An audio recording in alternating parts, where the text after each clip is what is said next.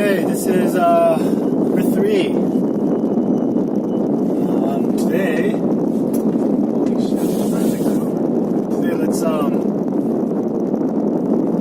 let's get right into it. Let's get right into it. No more talk about identity stuff. We can do that some other time. Let's talk about trade wars. Let's talk about trade wars, right? So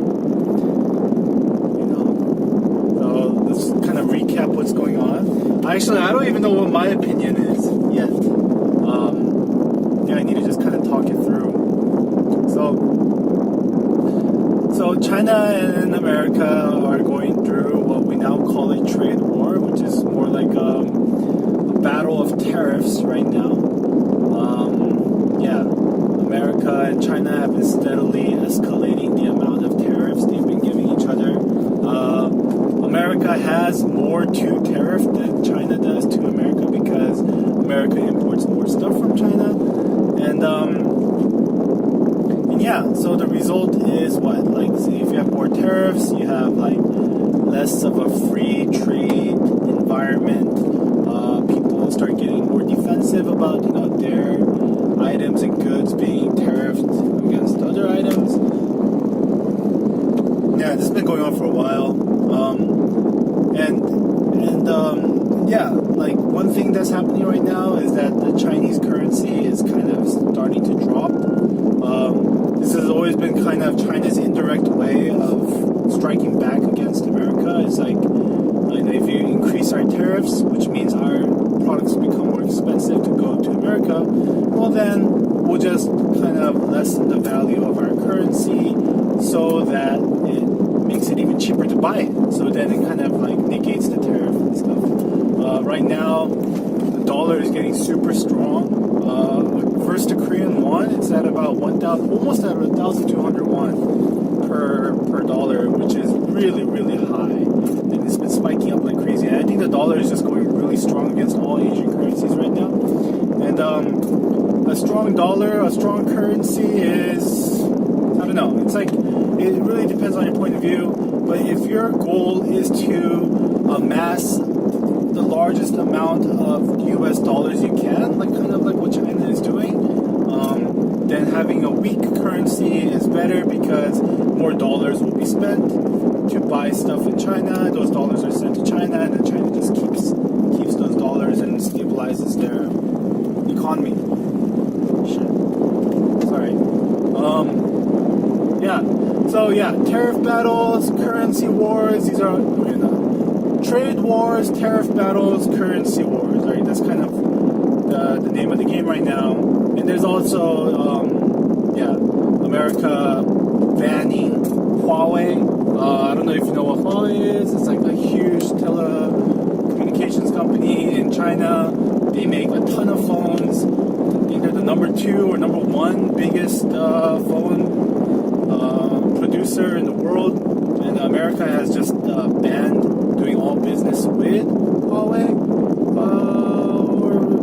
Because like what they're saying is that Huawei is a threat to the U.S. economy because they are rumored to be part of the Chinese army. And secondly, that they are transmitting data from their devices to the Chinese government. Now,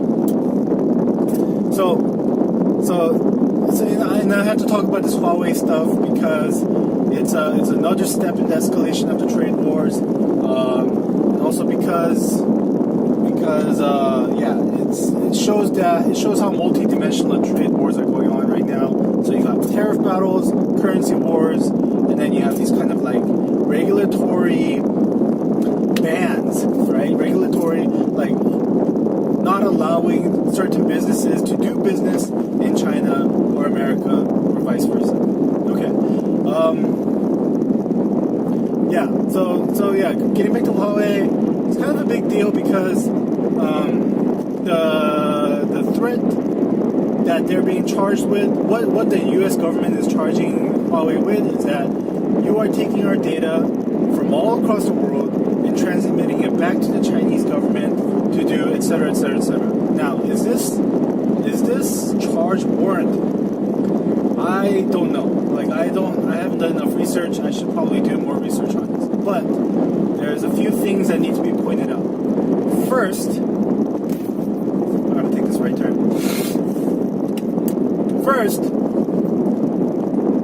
everyone knows that China is, they have something called the Great Firewall of China. Like, if you go to China and you're using Gmail, back when Gmail was allowed in China, and you used words like God or Father, or if you're like Christian or something, like you're not allowed, you're told not to use these words when writing emails when in China, because they'll be picked up by the Great Filter of China, and then they'll start tracking you. Yeah, so everyone knows that China has very kind of oppressive, we'll say oppressive, surveillance tactics that they use against not only their own people, but also like ethnic minorities. You got the Uyghurs, you got Tibet. So they pretty much like used AI technologies, smartphone technologies to kind of create this police state around these troublesome minorities. They're able to track everything they do, and they do it to Christians too. From what I know, like maybe there's, I don't know, maybe of course the Chinese government would never say they do these things, but I've worked with a lot of people who are Christian, and they've gone into China, and they're just like, yeah, don't ever talk about God, don't ever talk about your religion, especially in written forms of communication, because you will be tracked and they will, etc. So everyone knows that this happens.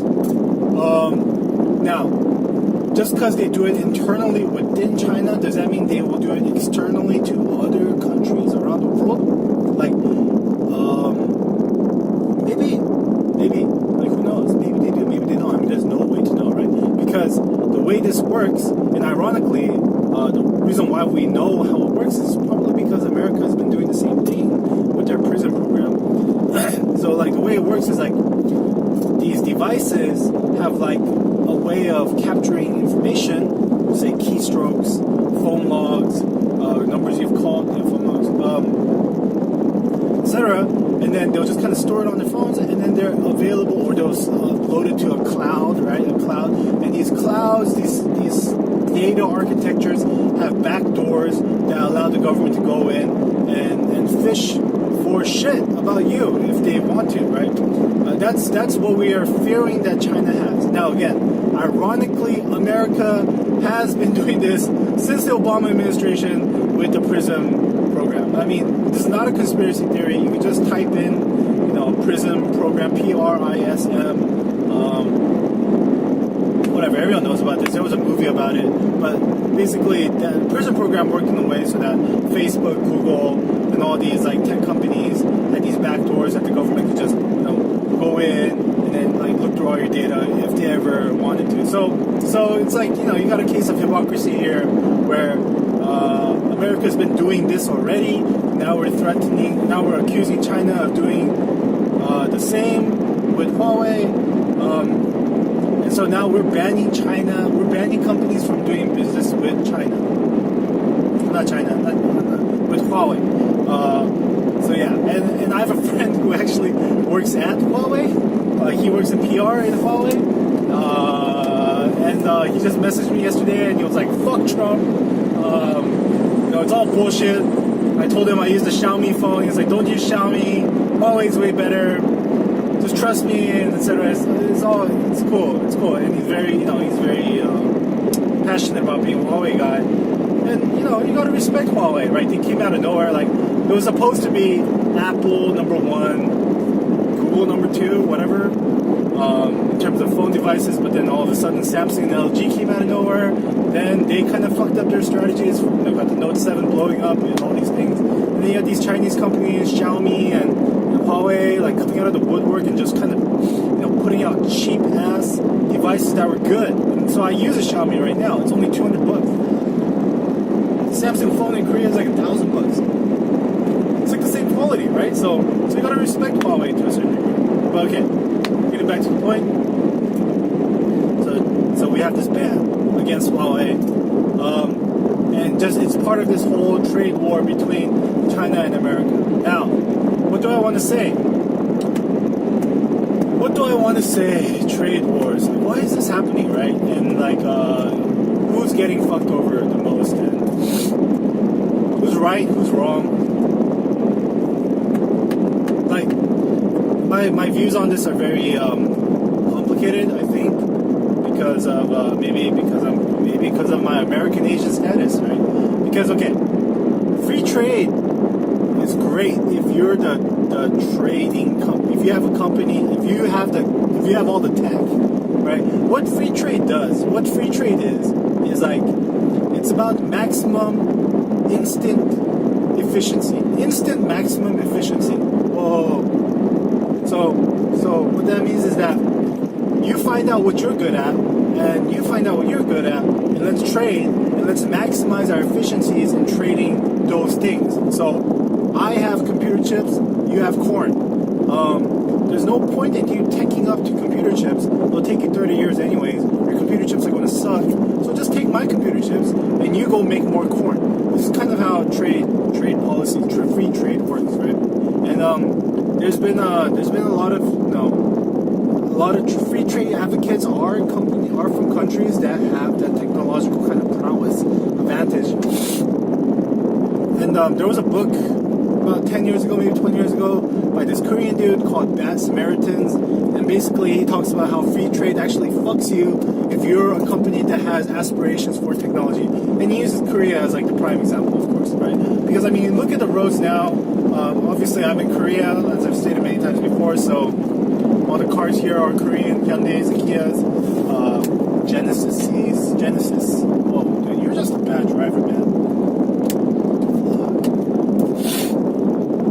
Okay, so yeah, but even in the States, you got Kias and Hyundais, and you didn't have them 20 years ago. You know, it was all Hondas and Toyotas, and they're great cars. But I'm just saying, there were no one really liked Hyundais and Kias and whatever, and Genesis and stuff like that, right? And so how was Korea able to catch up? They basically, did not participate in free trade.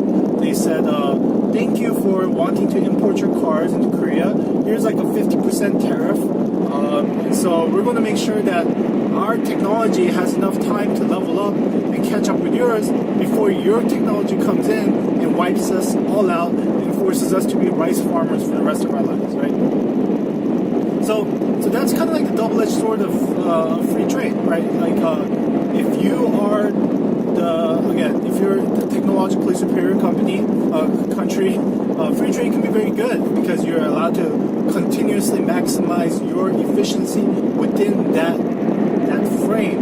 frame. But it's really hard to jump past that. It's very hard to do that paradigm shift in technology because you're stuck with instant maximization of efficiency. So free trade is like that. And what has China been doing to America in terms of free trade, or actually with almost all countries across the world?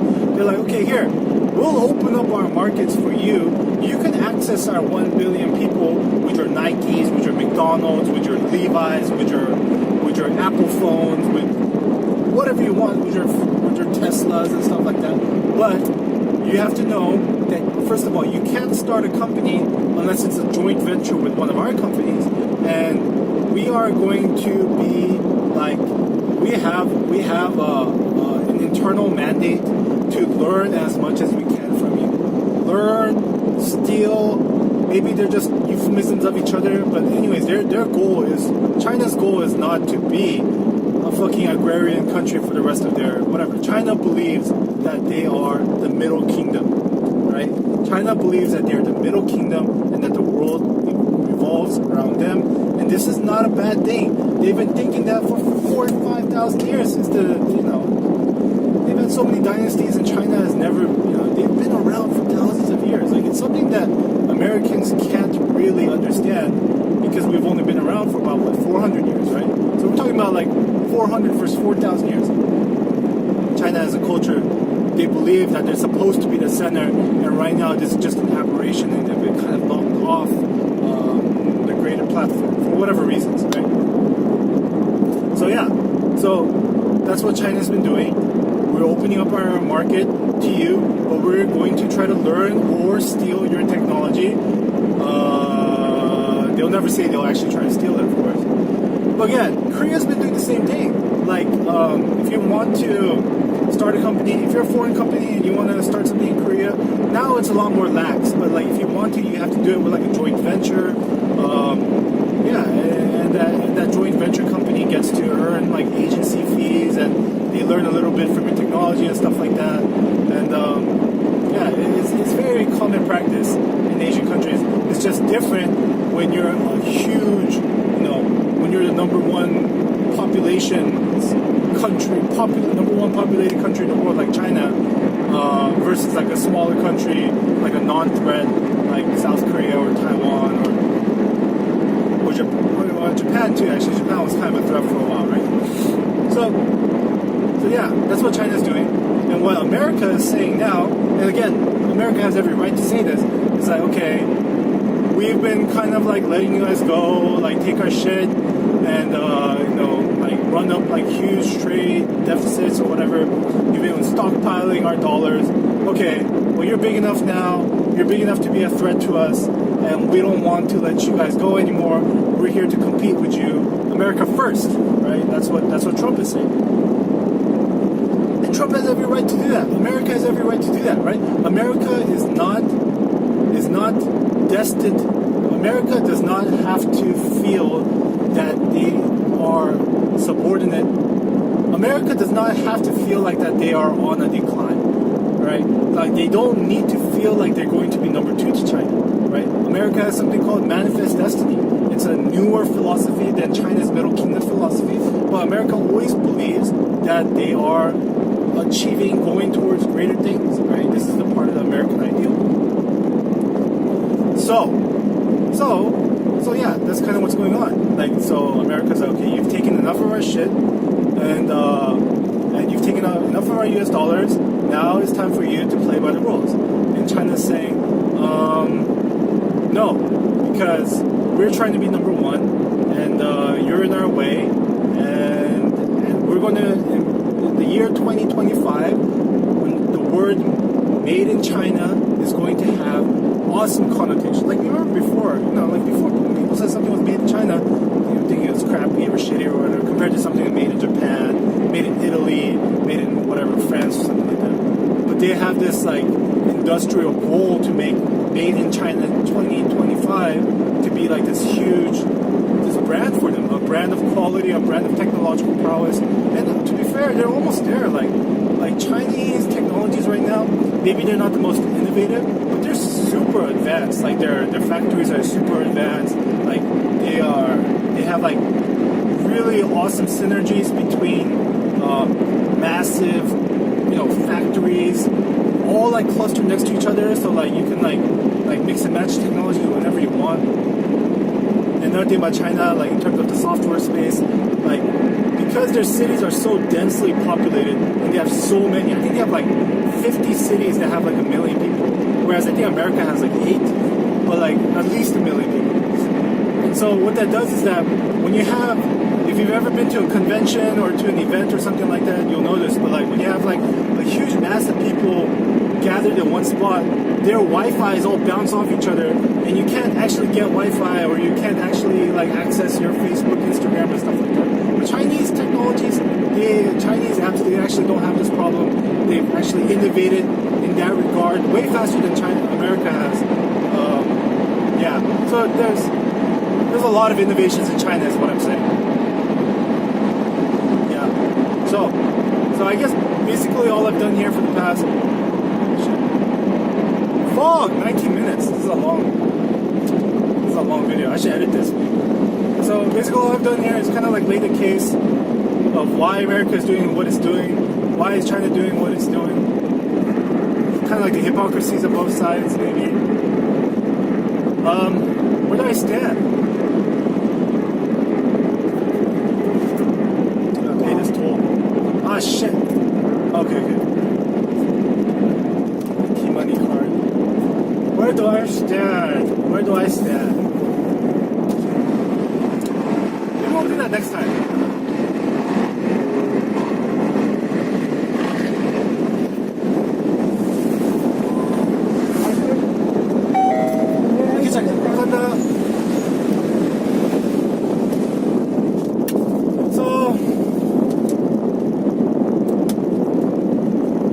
Yeah, let's do that next time. Okay.